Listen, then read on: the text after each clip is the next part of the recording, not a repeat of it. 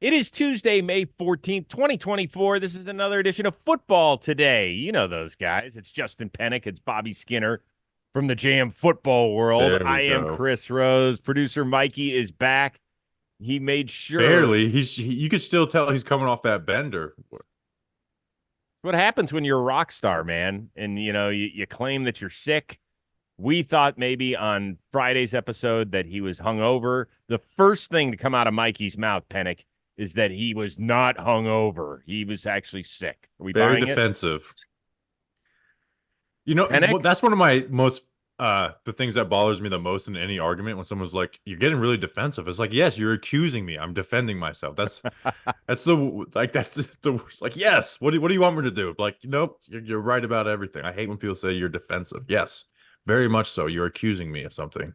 All right, well, Skinner, you're in Florida. I'm in California. Penik, you're the only one who's in the same room with the guy. What do we got? Feel free to speak for yourself, Mikey, but we walked into the room today and it's only me and him. He sits down at the desk to get everything together for the show, and he's like, "How's it going, fellas?" And I'm like, "Dude, But he's seeing double. there's one person in here." I had the sunglasses on when I walked in. Yeah. Oh, you had sunglasses on inside. No, that makes sense.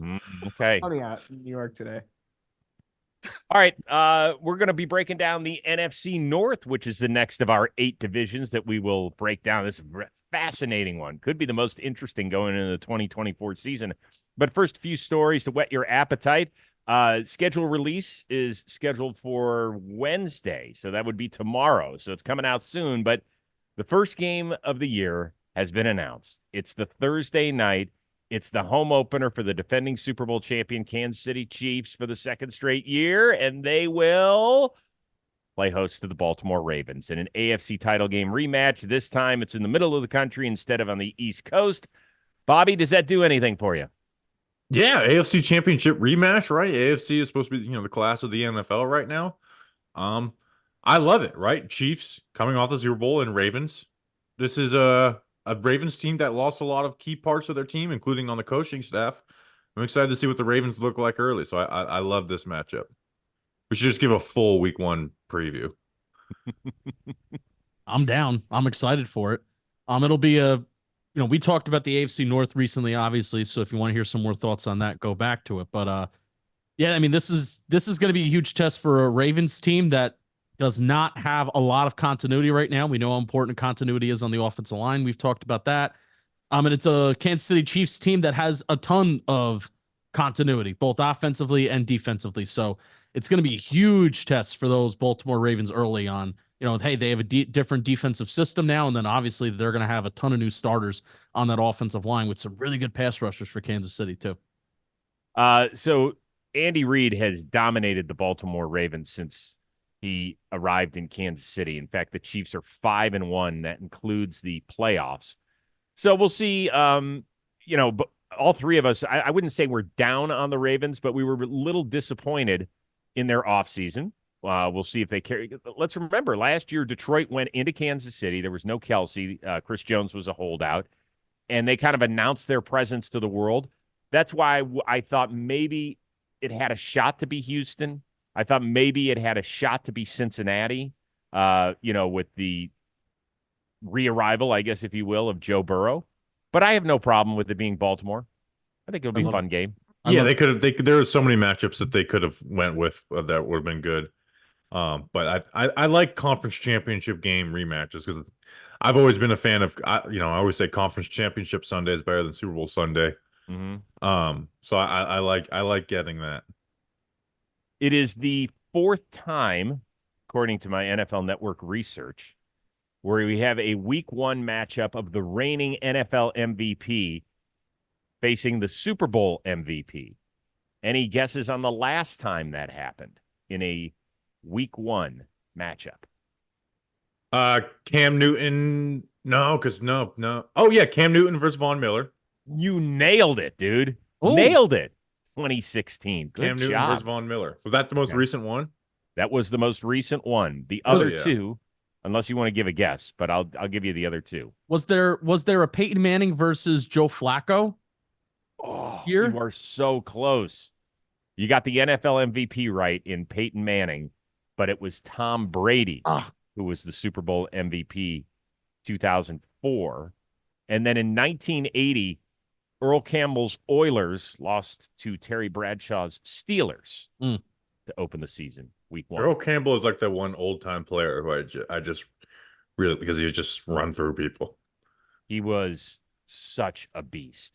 So, I mean, the one highlight, I think, is against Isaiah Robertson of the Rams, where he dips his head, and it's in the old Astrodome, and he already ran through like 3 people, but he dipped his head, and Robertson looked like he got ran over by a truck. It was one of those where he just got launched in the air. Earl Campbell was such a bad. I wish you guys could have seen him, and he was a bad man. He was just such a bad man. All right, cool. Later this week on Friday's show, we'll break down some of our favorite matchups. We're not going to go line by line item, I don't think, right, guys, on that whole scheduled release. Yeah. But I part of me just wants us to go just rapid fire, like, all right, week 1, win, loss, win, loss, win, loss, and then just figure out full Mike Francesa. Yeah. Win. Okay. Loss, win. Lots of rookie mini camps over the weekend, including a few involving first-round quarterbacks. Washington's fellow rookies described Jaden Daniels as, quote, a complete stud. Meanwhile, Sean Payton said Bo Nix is, quote, like a really good golfer that does everything so well he just kind of lulls you to sleep. Outside of Caleb Williams, who we will discuss in a little bit, which first-round quarterback are you most closely watching as we eventually enter the 2024 season? I mean, for me, it's Drake May. I think he's the second best QB after Caleb Williams, but he's also probably in the worst football situation as well in New England. So he is the ultimate, like, okay, if it goes right, then it's like this guy is sick and he's everything we wanted him to be and more.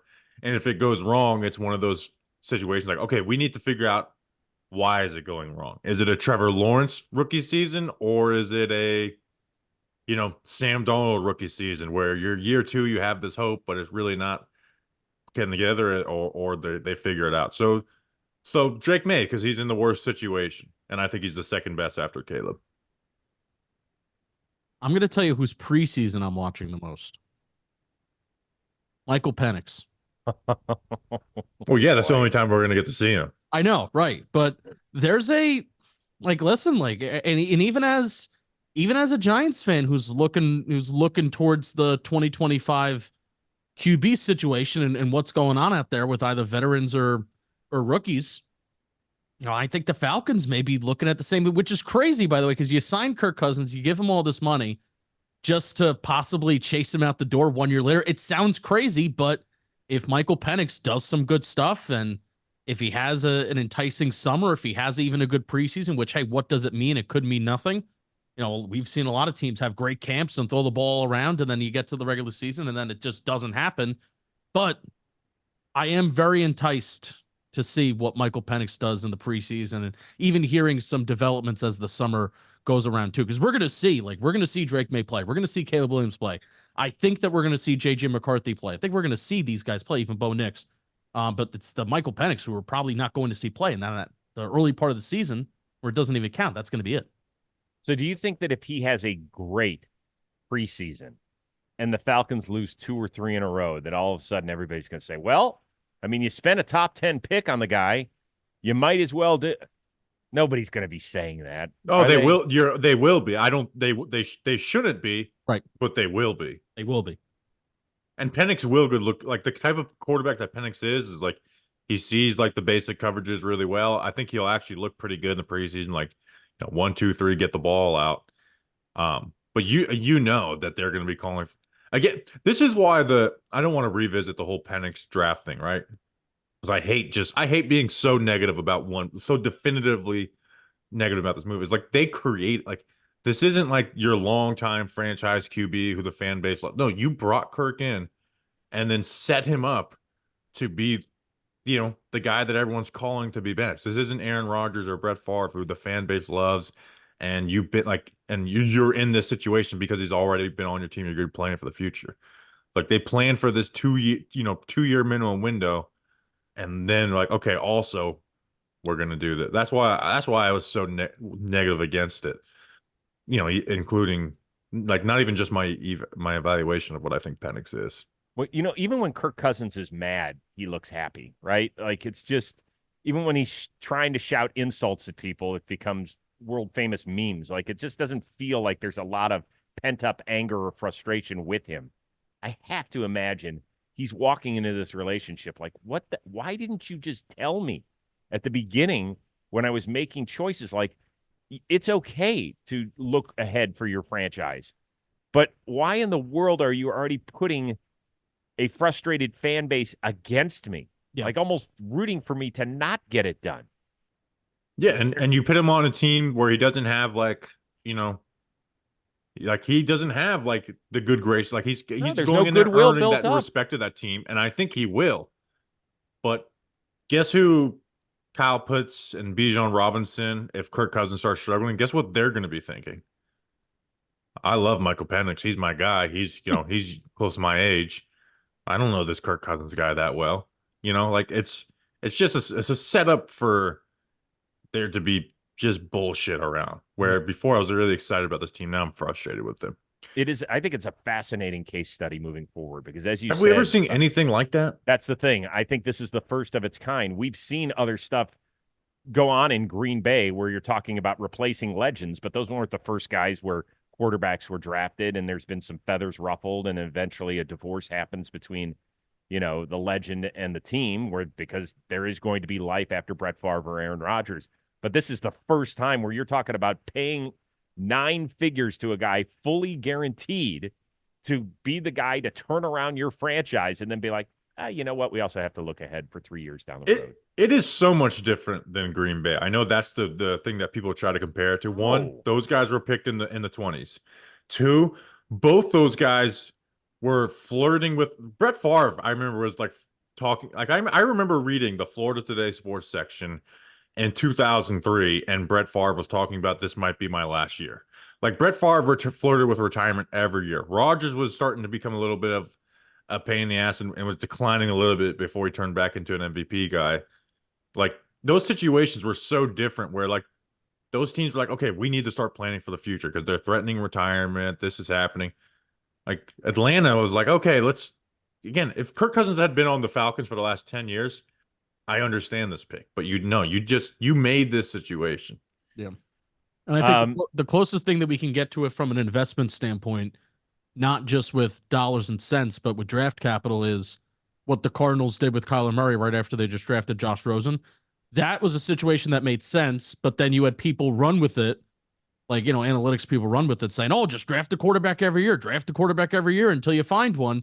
And I think even those two situations are completely different too. So, well, and obviously, by the way, the Cardinals did end up getting something out of trading Josh Rosen. Didn't they get a 3rd rounder from Miami? I think they got a 2nd rounder, like a late second. I can't remember exactly. Yeah. I haven't given you my answer on this. It's the guy I mentioned earlier. It's Bo Nix, right? He walks into that quarterback room with Jared Stidham and Zach Wilson, and he's got to be the favorite to win the job, doesn't he? I mean, yeah, he's started week 1. Right. So, and I have said this before about Sean Payton. Has he drafted and developed a quarterback? No, This is his first opportunity. Now, there was a remarkable partnership that formulated because the Miami Dolphins would not pass Drew Brees on a physical. So there was one place he was going to end up going. It was New Orleans, and it was an amazing marriage. It gave us some of the most creative and fun offenses to watch in the history of the sport. So it can be done. But Bobby, you didn't think Bo Nix was a first rounder, did you? No, but I did like Bo Nix more than most people did. Okay. Penik, but I didn't think he was a first rounder. Did you have him as a first rounder? No. I knew that he was going to be taken in the first round, but I didn't view him as a first round talent. So, Chris, I'm glad you brought this up because I'm kind of running hot on this right now. Like at this point, do we fully know what kind of quarterback like Sean Payton is looking for? Like, what is Sean Payton's style of offense? Because you go back, I went back to 2018 when the Saints went 13-3 and Drew Brees went 13-2 as a starter. Pretty sure he finished 2nd in MVP voting that year. He was number 1 in EPA and CPOE composite. So he was the most efficient quarterback of 2018 with a 74.4% completion rate. He had the 8th lowest average intended air yards, then the 10th lowest average yards to the stick. So this was not obviously with the completion percentage that high, this was not an offense that was slinging it around the yard and throwing it deep down the field, right? It kind of seems like Sean Payton wants to run a lull you to sleep offense, an efficient, yak-centered offense. In 2018, they were also top 5 in rushing attempts and were really efficient there. And then even last year with the Broncos was kind of the same thing. A lull you to sleep offense, but at the same time, he hated Russell Wilson in terms of the way that he ran the offense. I get 30% checking it down 30% of the time to running backs or tight ends in the flat or whatever. That's maybe not what he wants, but it seems like Sean Payton and his offensive approach the last couple years with the Saints, I know Drew Brees wasn't the same quarterback that could throw it 550 times like he did in the prime of his career, which is insane. But I don't know, man. Like, Bo Nix is a really good golfer. You see that, and versus what they said about Jaden Daniels and a complete stud, and you're going to see the Bears fans. Bears camp is going to say great things about Caleb Williams. But I'm kind of at this point with Sean Payton. I think this is the type of offense that he wants to run. A boring, chip away offense that is just going to be efficient and not flashy. I don't know. I don't know if I would. I think 2018, even if Drew Brees did finish runner-up, and I don't know if he did or didn't, you're talking about a guy who was, 38 years old at the time? So it's different than when Drew Brees was taking a team to Super Bowl and NFC title game earlier in his career, and was just, I think, a different threat than at that point in his career. Yeah. Maybe Sean Payton was dialing up an offense where he knew that this is the best opportunity with this version of Drew Brees. As opposed to, I think if you spin it that was back, like the Michael Thomas prime, like the slant, like where he got the slant boy nickname. Yeah. I mean, they were really good. I think that is the year they lost to the Rams in that NFC the pass interference game. Yeah. But I do think Peyton will adjust to the quarterback that he has, and I think if the Broncos had the second pick, I don't think the Broncos are like, oh, let's look for I think they're going either Jaden Daniels or Drake May, one of the two. But I think with Bo Nix, he is going to run that type of offense that Justin's talking about. Because that's who Bo Nix is.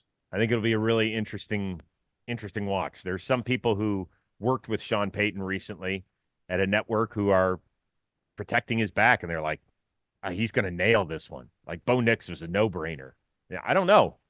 I do not know. When nearly 30% of your passes are at or behind the line of scrimmage, completions, that scares the hell out of me. Yeah. But here's the thing, is if you just fast forward through those plays, the screens and shit, Nick's he did quarterback very well at Oregon. Like he was able to create, plays, like extending. He's a master of the check down, which is something that's kind of a lost art for young quarterbacks now. But at the same time, I don't think, I don't like his arm talent. One, I think it's just okay. And even though his pressure numbers are great, I think the accuracy suffers under pressure. Yeah. Even though if you look at his pressure numbers, they're amazing. I just find it to be really ironic that Sean Payton pushed Russell Wilson out of town. And granted, hey, if you just didn't like him as a leader, I think there's more to just on the field play. If the guys didn't want to play for him and, hey, this is kind of your ship and you want to get the guy out of there, sure. I don't mind that.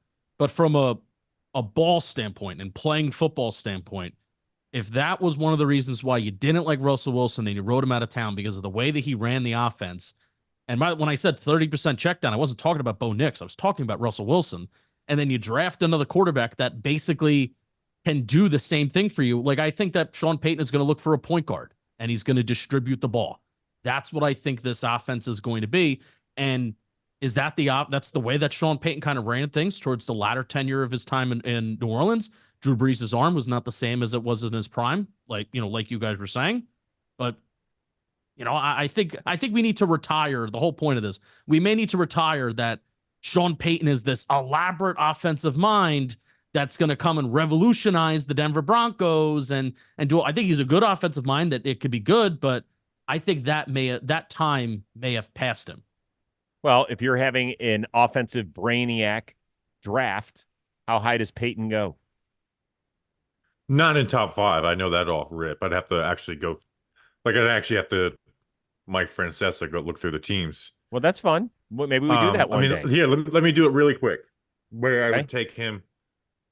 That's an off-season summer idea is draft offensive play callers. McDaniel.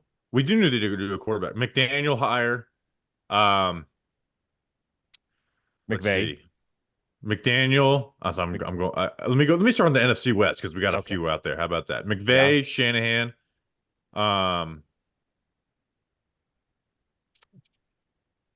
Drew Petzing with Arizona. Reed. Where's Arizona?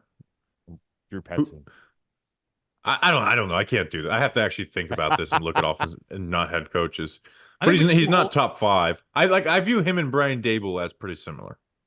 Yeah, you're right? not taking. I like Dable as an offensive coach and stuff. I actually view those two pretty similar in their style, where they will adjust to what they have. They're not revolutionizing the game with motion and all of this like creative stuff, but they know how to run good offenses to their player skills, get guys in the right spot, and let them be the best version of themselves. Okay. There's one other nugget that came out about a rookie. Just want to touch on before we get to the NFC North. Johnny Newton, who we all thought was a steal in the second round by the Washington Commanders. He's going to have foot surgery on his left foot. This is coming about 4 months after he had surgery on his right foot that cost him the end of the season. How worried are you that he's just not going to be able to get out of the starting gates? Penik, let's start with you on this one. I mean, Newton's trump card is his lateral movement, right? And his ability to go side to side. You know, he is an undersized interior defensive lineman, so it's not like he's gonna dog walk offensive lineman back there, but he's going to be known for his movement and his quick movement, his quick lateral movement. So now here's the thing: it usually takes like even the great interior defensive lineman. I'm talking like Dexter Lawrence. I'm talking Quinnen Williams, the 2 guys in New York. Even Jeffrey Simmons, it took a couple years too. It usually takes these guys like to year 3 or 4 to really break out. So I am very patient when evaluating interior defensive lineman, but still you see flashes and you can see a good player there, even if they're not great right away. And I do expect Johnny Newton to possibly develop into a great player. So it's going to take some time. But if the mobility is limited, that's going to be the thing that sucks. If you can't properly push off your foot and get that same distance, get that same length, and that lateral movement is going to be compromised, that's the thing that I'm mainly worried about. Yeah, I mean, it explains why he fell to the second round, because as soon as he hit the second round, we're looking at you like, okay, someone shared the medical issues that's happening. So you have injuries to both your feet. That's a huge red flag. So yeah, I am worried about him, right? He's someone who I viewed him as like a top 10 player in this draft, honestly. And for him to get to the second round, it's like, okay, I understand the size at that defensive tackle spot. Maybe not some of the great, all world run defense, but there's no reason for him to like slide past those teams in the 20s, right? You could forecast him going in the 20s. This explains the lot. And yeah, I'd be really worried about this. But two foot injuries within a 6-month period, like that's a huge red flag. I can only tell you this as a Cleveland sports fan. There was a very, very good big man named Zydrunas Ilgauskas who got drafted. And I think he was drafted in about 96 or so. And they didn't see him for 2 years because he had constantly bad feet. And I'm like, oh, man. So whenever I hear about people that have bad feet and they're just starting their career, I'm like, damn, man, what happens if he loses his entire rookie year and this thing can't get right? It would suck because he is fun. He is fun to watch when you just throw on a little college tape of him. He moves. And then we didn't get to see him at the combine. I was looking forward to that. Don't get to see him. He missed the Senior Bowl, which he was supposed to go to. Right. Like all this sort of stuff. Because, I mean, how many of us are really watching interior defensive linemen for a mid-tier Big Ten team? Not a lot of us. Skinner, I know that's your I know. You fascination got a grin Saturday. on my face. Yeah, exactly. You're like, oh, I'm a Kalijah Kancey super fan. Yeah. But yeah, I mean, like you said, foot injuries are always the most worrisome type of injuries because they seem to just keep popping up.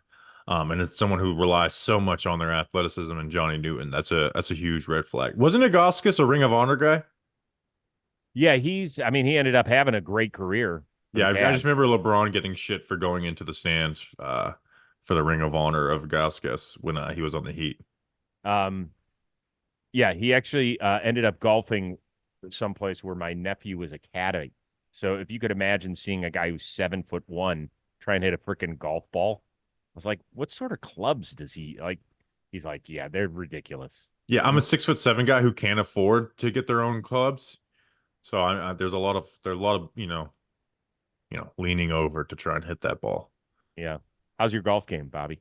Oh, Pretty good. I know the most important part is to squeeze the club as hard as you can and swing as Right. hard as you can. That's how Yes. I play golf. Super fast. Swing Um, super fast. so I actually have a war. There's like a war between me and not golf, but golfers that I don't feel like explaining. But there was. It's just anyways, I'm not doing this. Should people what word should people keyword search on your Twitter to find what they need to look for? I mean, just golf. Just golf. Okay. Yeah, like the worst people on Twitter always have a profile picture of them swinging a golf club. So I should take that down? I bet. Yeah. All right. Let's get to our NFC North. It's the third division we're breaking down. And we get to who thunk it? We get to start with the Lions at the top of the division. First title in 3 decades, coming off their first home playoff game in 32 years. Played in the NFC Championship, had a huge lead in San Francisco, couldn't hang on to it. Penik, what is the biggest question surrounding Dan Campbell's crew now that they're the hunted in the NFC North? I really tried to think of just not the chalk answer of, the most important position in all of sports, where I had hey, the Lions, they led the league in pressure rate and hurry rate, but besides Aiden Hutchinson, they don't really have a guy that can get hits and sacks. And, hey, sacks matter in the postseason, and preventing big plays matters in the postseason. And, hey, we know they address the secondary, but are they going to be able to get to the – and I'm like, they still got really good football players up front. Aiden Hutchinson, I think, is going to continue to get better. So here's what I'm going with. Here's the biggest question.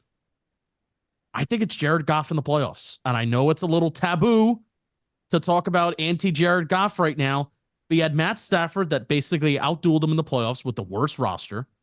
Purdy outplayed him too, even though I think the Lions were the better team in that game. And I'm looking at, I always, me, I like to look at EPA per play. And, whichever quarterback has that highest percentile, I almost think of they probably have a better game. And also if their CPOE is higher, that means that they're more accurate. It's not just about completion rate, right? So Goff was good in the playoffs, but he wasn't great. And I think you need great. Like if you're going to go on that Super Bowl run and not just, you could be a team that competes in the playoffs every year. You get your bye, you win your division, and you're a good football team year in and year out. If you have a good quarterback, and especially if you have a good roster, if a quarterback doesn't make mistakes.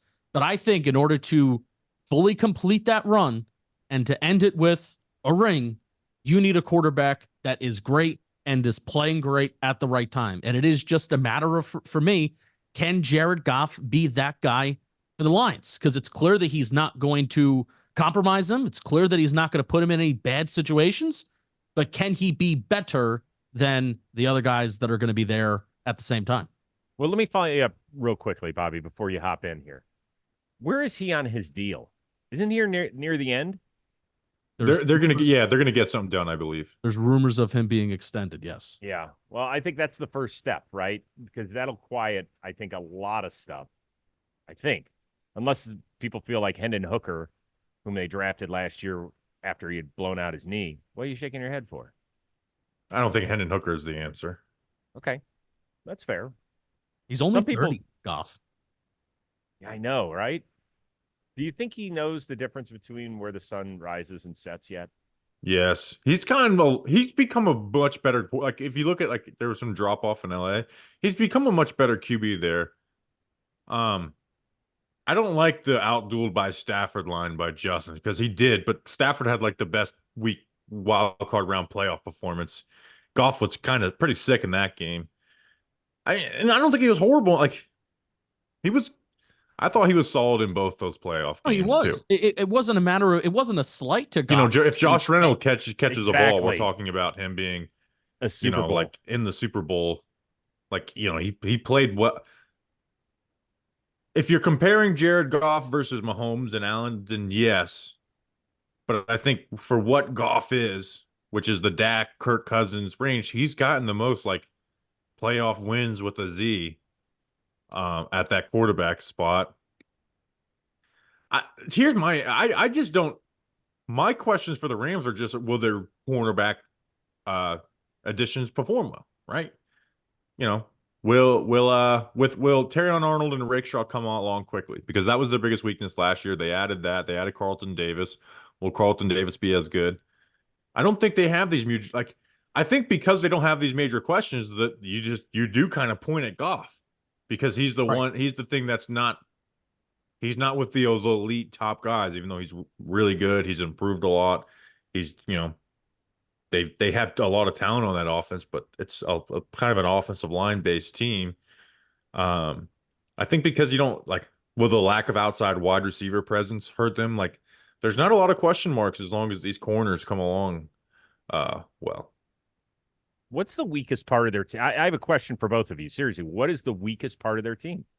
Is it that they don't have like a true number 2 receiver right now? Is that what it is? Is it a little bit of lack of depth outside? What is it?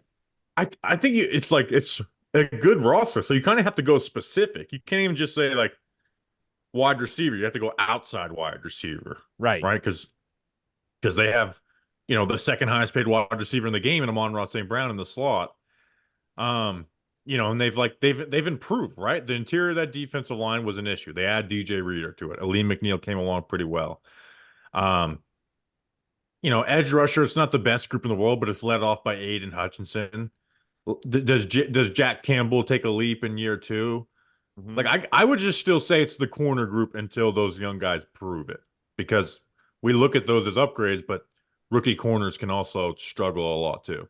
Yeah, and I think at least from a stats standpoint, like if they start forcing more turnovers and having more negative plays, where they had the 11th lowest sack rate last year, and then they were pretty good in interceptions, where they had the 12th highest interception rate. But if they're able to get near that top 10, and interceptions are kind of fluky. I think every year sometimes, hey, if you get a couple tipped balls, then that's great. Then hey, this is a defense that forces turnovers. But if they can get more sacks, they led the league in pressures and hurries. So that would tell you that they should be up there in the highest sack rates of the league, but that's not true. They were 22nd in sack rate. So that's what I would say. If you get a defense that forces more negative plays and puts an offense behind schedule, then I think that will inevitably also help out your secondary as well. I think I have them as maybe number 3 or 4 in terms of teams with the least amount of questions going in. Yeah. So people could say, well, it's now there's a lot of pressure on them, so that's going to affect them. I don't know. When you ask this question, my answer is it's there's not these big glaring questions. The 3 are I put 3, and I put question marks within the 3. Is Goff, what will Goff be fine? Will the young corners get there? Will a lack of outside wide receiver presence hurt them? But the 3, you could have 3 easy answers there. Goff is really good. He played well in the playoffs. The rookie corners and Carlton Davis really are an improvement to this team, and that they lived without outside wide receiver presence last year. They can do it again with Amon-Ra St. Brown, and they have Sam Laporta at tight end. Well, I got to be honest with you. The Lions, as fun as they are to watch, they might be the least interesting team in this division because there's so few questions, right? Which I guess now takes me on to the runner-up from a year ago, the Green Bay Packers. We went into 2023 wondering if Jordan Love was the answer. Are you 100% certain, Bobby, that he is after a great finish to the year? And I will follow that up with a second question as well. I don't think I've ever swung so positively for a player in one season that I did Jordan Love. We're halfway through the season. I was like, I'm out on. I don't think he's that good. I think even when it is good, it's a lot of just Matt LaFleur being a great play caller type of stuff. And he looks good on film and in the metrics that matter, right? He is 5th in the NFL in pressure to sack rate, which is a hugely important. Do you avoid sacks? But he also is aggressive within that. He has the 3rd highest average depth of target while under in the third highest average depth of target under pressure Yep. while avoiding sacks, right? Like the the guys who only have a higher average depth of target are Levis and Lawrence. Levis is horrible in that range. Lawrence is below average. And like he's done that with 4 wide receivers who average between 36 and 50 yards per game. So he spreads it around. He stopped the turn. Like he had 3 interceptions in his last 10 games, including the playoffs, after 10 in the first 9.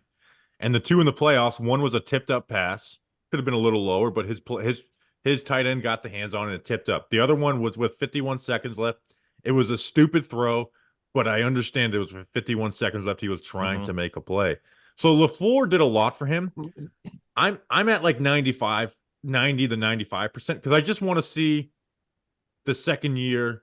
Now that teams have a full year of film on him, I want to see those first 5 weeks, how teams adjust to it, because he did really well, but LaFleur did do a great job like getting guys open. I also think the overall roster is better now and much younger than what Rodgers had. Now, Rodgers had Devontae Adams. So I think that's like the big, all right, this is your superstar X number 1 wide receiver. But I especially think that defense, the fact that they, it was a meme for a little bit of they just kept spamming first round draft picks on defense. And it's like, oh, when are you ever going to spend a first round pick on offense? They finally did this year in Jordan Morgan, who I think could be a good tackle. But it's kind of paying off to fruition if you look at that depth chart and you look at that roster with all these guys that are still on their rookie deal. And they're, especially that front 7, that could be a really good front 7. I think I had them. I think I had them ranked highest out of the 3 of us in our power rankings consistently, both pre and post draft. I'm a big fan of what they do, and maybe part of that is the fact that I always, like you guys know, I'm a diehard Browns fan, but I've always kind of rooted for the Packers. I don't know if it's because of the whole ownership thing. Like, I feel like it's a community cheer group. And I'm really rooting for them to do well now that Rodgers is gone. I loved watching Aaron Rodgers play. Loved it up in Green Bay, but I think that it has become, I think he's gotten so far off track and like he's MFing people because there's too much noise in the building. And then, the next week he'll do 16 different podcasts. Like I just can't follow where he is in this whole thing. Like, I don't care. You want to go do this? You want to go be happy. I'm fine with it, but stop saying one thing and then doing another. Like people like that drive me nuts. So I'm rooting for what he has left behind to go do something special. And with that being said, I am rooting hard for Jordan Love. I thought it was a tough situation he got put in. Like, it's great that he was a first-round pick. But you think he really wanted to sit there and listen to a guy bitch and moan about why they didn't get him a receiver for the 20th straight year in the first round? Like, kind of sucks for Jordan Love. But you want to know what happened, Chris? A guy that was not ready to play right away now has an opportunity to play. And I'll tell you what, I like Jordan Love coming out of college. I didn't watch him in depth, and I certainly don't know. I didn't know then as much as I know now about, kind of like football and watching some stuff and things like that. You do watch some of his plays and you watch the way that he kind of just plays now, especially with avoiding those negative plays. Kind of looks like Rodgers a little bit. Mm-hmm. It's not the same arm talent. Like Aaron Rodgers is in that elite Hall of Fame status of arm talent, sack avoidance, all that stuff. But you do look at some of their tendencies and the way that they play. There are some similarities there. And, I used to be a couple years ago big on the quarterback's got to play right away. Let them get the game experience. Let them learn trial by fire. You got to take advantage as much as possible for that rookie window. And now I'm big on, if you have a situation where a quarterback can sit, let him sit, because Jordan Love is one of those examples of seeing it possibly play out. But there's good sitting and there's bad sitting. I think we all agree that Patrick Mahomes really benefited from that year behind Alex Smith, who's one of the great pros in the history of this sport. There wasn't any bullshit that came along with Alex Smith at all. So what I'm saying is not that he had to sit, because Phillip Rivers had to sit a couple years. Carson Palmer is the number 1 pick, had to sit an entire year behind John Kitna. And that happens. That's, to me, isn't the bad part of the situation. It's the constant, like, you could almost feel Rodgers constantly turning around being like, This is what we spent a first-round pick on instead of helping me. Like, I don't know. Now you hear good things like Rodgers texted him, good luck. I'm rooting for you. I'm sure they have a fine relationship. All I'm saying is that Jordan Love essentially had one season to prove that he could make it as a quarterback in this league, and he nailed the exam. Yeah. He nailed it. I thought that was freaking awesome. Yeah. Last year was supposed to be their down year, and they almost they were extremely close in one game-winning drive by Jordan Love to making it to the conference championship. And by the way, correct me if I'm wrong, the Cowboys hadn't lost at home all year until that playoff game, right? No, that's why it was shocking. It was shocking the way that they lost. That was great. I'm having flashbacks of like, oh my God, it's 28-0 right now. How did this happen? But yeah, they added defensive talent, added McKinney. I really like the Edgerrin Cooper draft pick that they made in the second round. Love that. We'll see how Lucas Van Ness progresses in year 3, but they have a nice little rotation of rushers. Devontae Wyatt, right? Devontae Wyatt quietly had a really nice year too. He's entering year 3. Yeah, next to Kenny Clark. Like if you're thinking of a breakout, all pro candidate, Wyatt could be that. So they've got just a nice rotation up front of guys. On the back end, they've figured some things out. Drafted Javon Bullard to go with McKinney. Yeah. I don't know. Well, I'm talking myself into liking the Packers more than I guess I did when we did our power rankings. Yeah. Come on over to the green and white side. Let's go. Come on over. Put your cheese on your head. Yeah. Well, I was saying you were talking about storylines. Is I kind of like the idea that the Packers have a franchise quarterback, great quarterback, win the Super Bowl.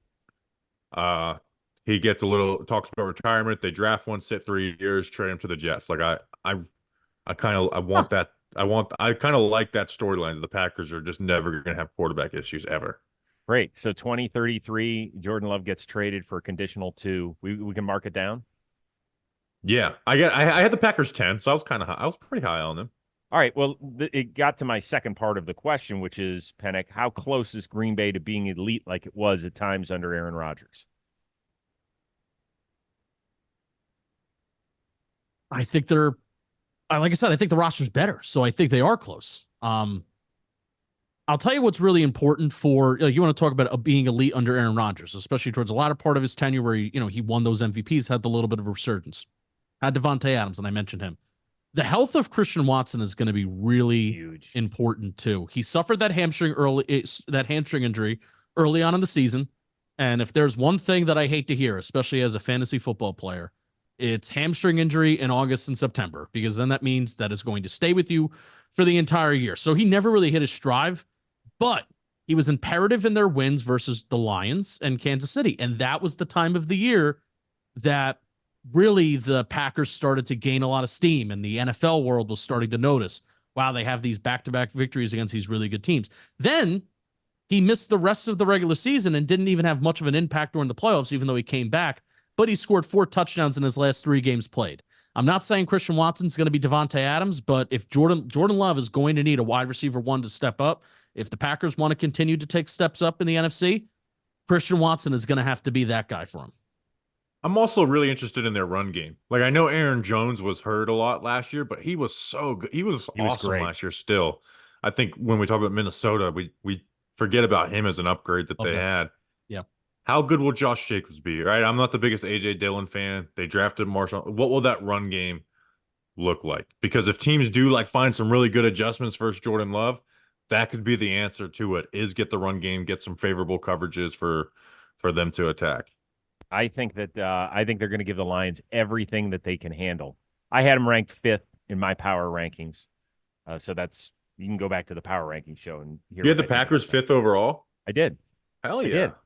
I believe in them. I love when teams draft well, and I just think they've had 3 really fun drafts in a row. It feels like, and I think you just kind of glanced over Lloyd. I think he's going to be a big part of their offense the second half of the year. He's going to be a guy who's probably just going to try and figure it out the first couple months. But when, Josh Jacobs inevitably is going to get banged up and A.J. Dillon's going to hurt one of his massive quads, and then all of a sudden one of every 3 gaps that he's supposed to run through.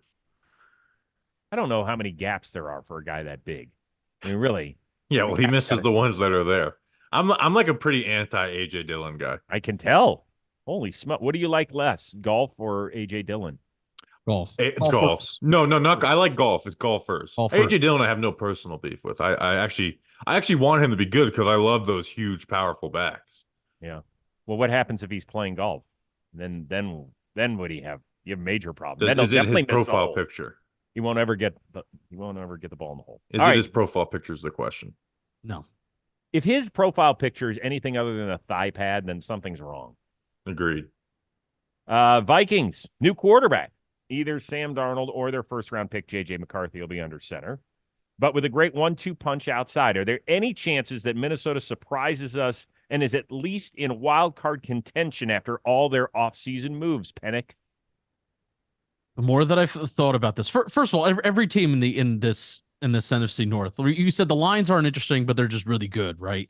And then the rest of these three teams are extremely interesting. But like the more that I'm thinking about this, the more that I'm reconsidering if I want to have the Bears over the Vikings, like whether it be in my power rankings or also in the way that the division unfolds. Because if I'm doing a quick Bears versus Vikings comparison, I want Kevin O'Connell more than Matt Eberflus, even though, the Bears did, I think they obviously upgraded that offense coordinator. But also, I go back and forth with this too. I also could be giving J.J. McCarthy too much credit in this system and offense, at least right away in his rookie year. But it is so QB friendly because I think they have the best left tackle, right tackle combo in the league. And then I was like, all right, well, let's move to the defensive side of the ball. I don't love that they lost Danielle Hunter, and it doesn't seem like they made a ton of great moves. But then I'm like, all right, well, Brian Flores wants to manufacture pressure. He's not really a guy that's going to ask, like, all right, A against B, A's got to win, right? Our guy's got to win, even though Danielle Hunter had his career best year last year under Brian Flores too. They added Andrew Van Ginkel, who's underrated. He was with Flores in Miami. He had a 6-sack, 20 QB hit year last year with Miami, and I think he also had a 20 QB hit under Brian Flores as well. So that's an addition at outside linebacker, underrated player, but not like a alpha player. Jonathan Grenard, though, had a 12.5 sack, 22 QB hit, and 15 tackle for loss season, and he's about to turn 27. So I don't think they could totally replace the production of Danielle Hunter, but I think they're going to Dallas Turner too. They're going to be okay, and they are. Yeah, how can I fucking forget about that? And yet Dallas Turner, who may be edge number one, I had him at edge 2. So the more that I'm thinking about it, I want to I was like, all right, well, think of this argument against Minnesota. And I just couldn't. And I'm regretting possibly having them below the Chicago Bears. Yeah, to me, it depends on how they start. Because that defense figured it out last year. They ended up in 13th points per game. And again, it wasn't with a ton of talent. But remember the beginning of the season, their defense was a joke. Remember they were just running 3 high safeties versus the Eagles, and the Eagles okay, we will just hand the ball off to DeAndre Swift 25 times.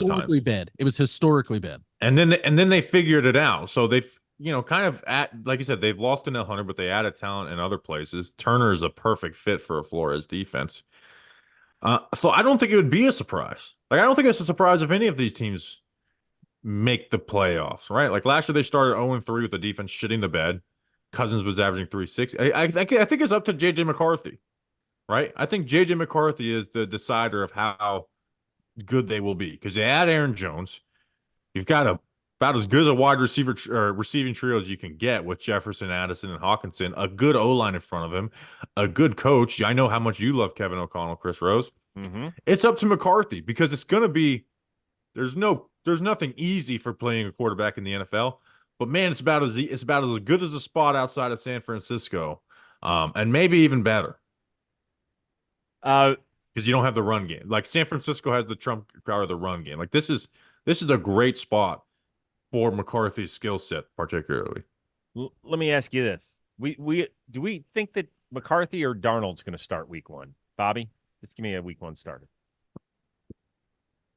I'm going to say Darnold. That's what I think. Penik? And I'm going McCarthy. Okay. Let's say that Darnold starts. Is the worst thing for this franchise that they start 3-1 in the first month and Darnold's playing decent football, like not earth-shattering Kirk Cousins type start last year, but well enough where you're like, man, we're winning games. Like, we can't do this to veterans. Is that the worst thing that can happen to this organization, Bobby? I'll never say a team starting out winning games is a bad thing.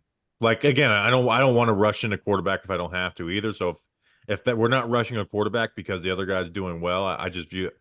I'm going to view that as a positive. Okay.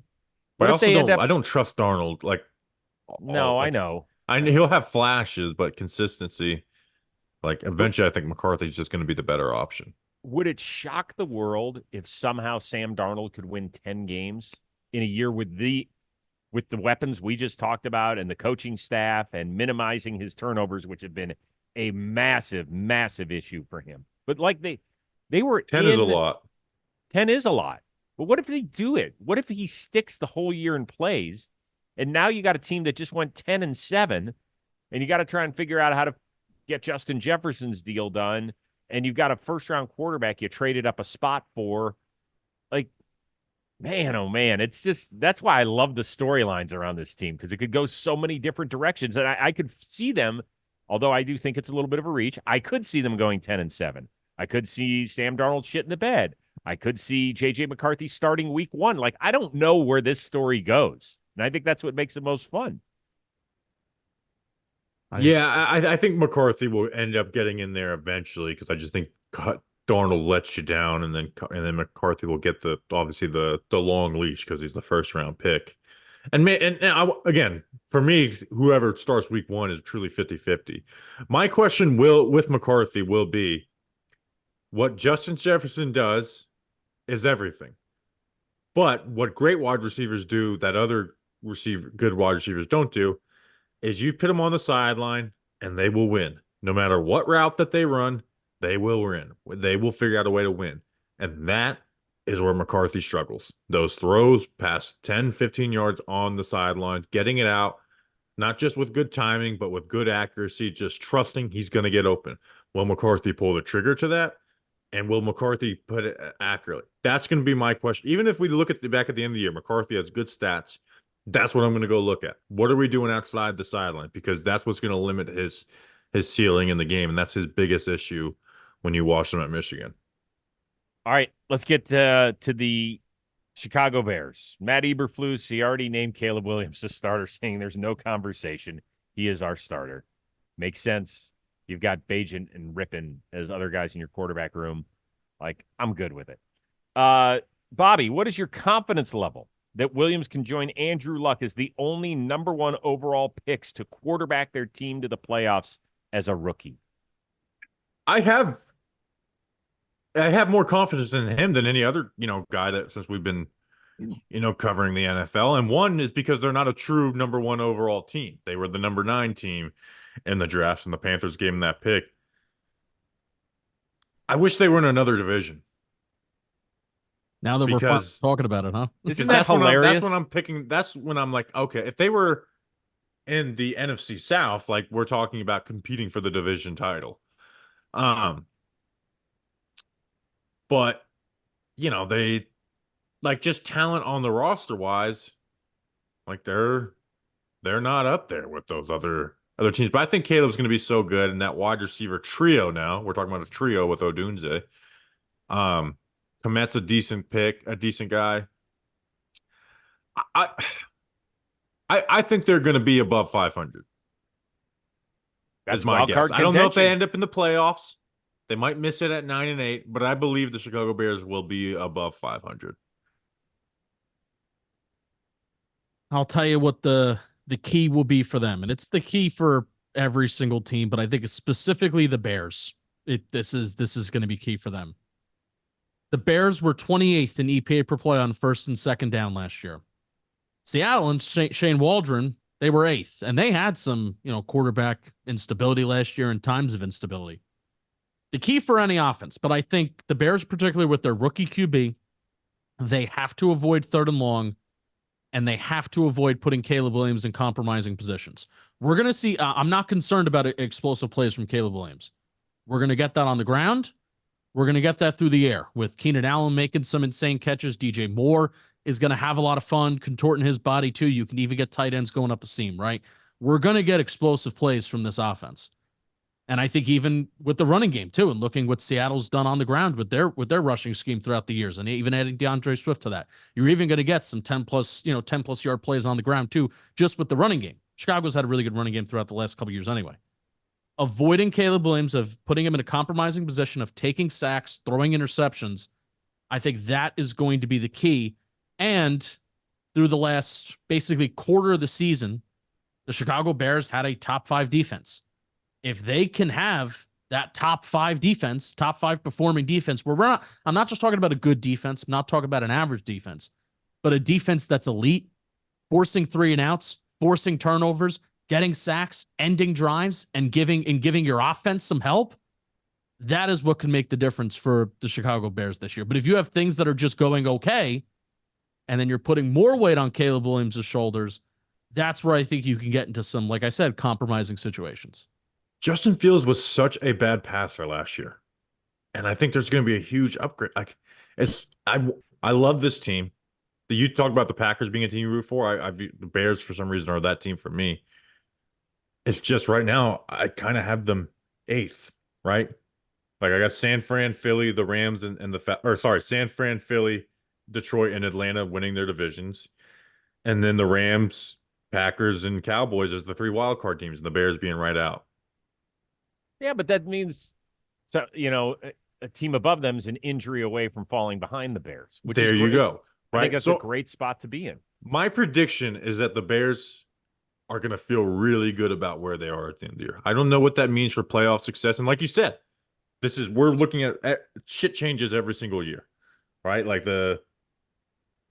think I just went 6 for 7 on teams that went to the playoffs last year in the NFC. The only difference being the Falcons and the Bucs. So there's going to be changes.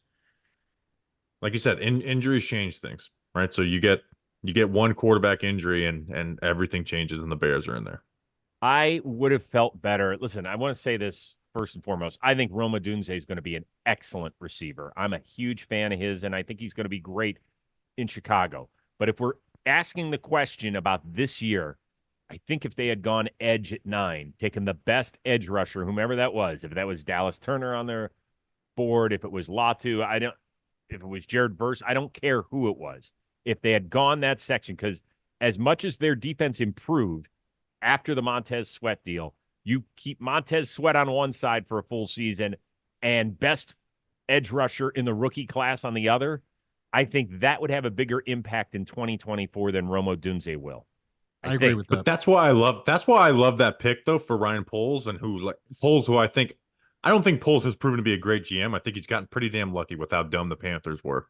Yes. But outside of that, I love that pick because I was going back and forth on that too, right? Because I want the Bears to make the playoffs this year, and an edge. They do need edge. But I finally, on draft day, was like, okay, what if they didn't trade for Keenan Allen? What would I do? And the answer would have been picking Rome Odunze. And that's where I was like, okay, this is the right. Don't let Keenan Allen being on your team make a long-term decision for you. So that's why I agree with you. I think edge might have had a quicker impact, but I like the fact that they kind of had a long-term plan at picking Odunze to go with Caleb Williams. I know, but this isn't picking a guard. I mean, this is picking a pretty important position. I mean, edge rusher can change games. How many of the top wide receivers have moved teams in recent years? Well, we don't want to pay him. Let's go get some nice draft capital for him. We can go find another one. You just don't say that very often about premier edge rushers. And I don't know what Dallas Turner or Latu is going to turn into, but man, those guys are really hard to find, and they don't get given up real easily. And teams that do give up on them end up regretting it. You can go ask the Raiders if they regretted giving up on Khalil Mack. Go ask that one. In the meantime, what have the Chiefs done since they moved on from Tyreek Hill? Yeah. They won a lot. Yeah, but you, at the same time, like, I think getting those guys with the rookie Q, like, think about, the Bengals with Joe Burrow. Like, that's a nice spot for them. So it's And I think pairing a rookie wide receiver with Caleb while having DJ Moore, who's going to have big money, Keenan Allen's not going to be there for long. I just think it's a good long-term play. Well, it just allows him to do so many things offensively for a quarterback who you can, like, that's the thing with Caleb. Like, we talk about talk about Tua with this Waddle and Tyreek help him a ton. Yeah, you can argue that it's made him with the offensive play called McDaniels, but there's just things that aren't on the menu. With Caleb, every play in your book is on the menu. There's nothing you're taking out. Obviously, early on, like he's young, but like at the peak of then next 3 years, there's not a single play like we're not calling this because Caleb can't do it. Mm-hmm. Right. All I can tell you is this: is that if we had this show around 2 years ago, and we're like, let's break down the NFC North, it would not have been the third division we would have done that year. No, yeah, I can tell you that it is all of a sudden flipped to become, in my opinion, maybe not the best division, but I think it's the most fun division we're going to see this year. I really do, because there's so many good questions outside of the team who we all think is the best one. Right. Oh, absolutely. You had a team in the NFC Championship, a team that made the NFC divisional round, a team whose talent is just as good as anyone's that just drafted QB in the first round, and then I don't know, like Caleb freaking Williams. Like it's a very exciting division. I'm invested in like all four of these teams. The Lions are the Lions, the Packers, but I'm like really invested on seeing how the Vikings and Bears do this year. Here's something to look out for the schedule release. Oh, I was going to say. How many primetime games these division games get? Well, I was more interested in the Bears themselves. I'm so excited. That's gonna be must-watch TV. That first Bears game. They're gonna put Sunday Night Football, Bears Packers. I guarantee it. Guarantee it's Bears Packers Sunday Night Football. No, it's not. Are Eagles Packers playing each other week 1 in Brazil? Oh, they are. Eagles, Son of a bitch. I guarantee it. So do we get son of a bitch? Somebody want to bring up the Bears schedule real quick and see Bears Lions? How about that? Ooh, on Sunday night. That would be good. How about Lions at Bears? That way you get the home juice on top of Caleb's debut. I'm in. Right? I have a question for you. See if you know this road. You know how the Super Bowl champion hosts Thursday Night Football to start the season? Yes. What was the one matchup where they didn't do that? I believe it was one of two. Either Baltimore got screwed one year. Was it Baltimore? I don't remember who got screwed, but do you remember the teams that they replaced the Super Bowl champion with? No, it wasn't Baltimore. Now I'm thinking about it. I think it was the Eagles who got screwed, actually.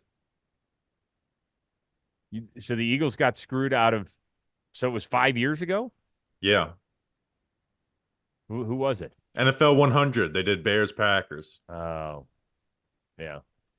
Yeah, so because I remember Nick Foles was still starting that year on Sunday before Wentz came back. So okay. So the NFL loves putting the Bears on prime time. They just have not. They do. Just like me and Justin realized last year, like the Giants have become a team you just can't put on prime time. They had one winning season, and every game for the first half of the season was prime time. We hated it. And so like they're looking for any reason to put Chicago on prime time. Everybody watching hated it too. So we all co-sign on Lions at Bears opening Sunday night? Absolutely. That's a guarantee. I'm in. Penik? You trying to figure out a way to get the Giants on prime time? No, I'm trying. Please, God, I'm trying no. to figure Please, out no more. I'm trying to figure out where Caleb Williams doesn't have to debut against the Lions. Give me JJ McCarthy versus Caleb Williams week 1. Put that Sunday night. You can't guarantee that. That's not going to be Sunday night. No, that's not happening. You've been bounced from your TV executive job and you haven't even gotten the offer. I'm out. You're out. By the way, guys, Sam Darnold playing week 1. Let's play a real quick fun one with our teams. Who gets more primetime games, the Giants or the Browns? Oh, the Browns. I think it'll be the Giants because even when we're bad, we get 2 Monday Night Football games per year. At worst, 1. And the Browns just don't do that. So we'll each have our Thursday night game. Made the playoffs last year. They're a boring playoff team. Oh wow. Ouch. Well, their quarterback play was so bad and it was just a really good defense. Like That's just a team that's not screaming prime time. Yeah. So, unfortunately, I think the Giants. I think the Browns get 3, and I think the Giants get 3. Okay. Push. Down. Middleman Rose. That's the way we play it. We tee off with a 4-iron, regardless of the yardage. Oh, God. All right. Golf references. Sorry. Had to start him somewhere. And have we checked on Mikey? Is he still breathing, guys? Is he all right? I'm alive over here, guys. Thank you. Thank God. All right. Good. Finish strong. All right. We're back at it again on Friday. We'll be talking a little schedule release. We might have a guest show up. You're just going to have to tune in to see what we're all up to. So for our awesome producer, thank God he received your GoFundMe money, Mikey, and Justin Penik and Bobby Skinner from the JM Football World. I am Chris Rose. We will see you Friday here on Football Today.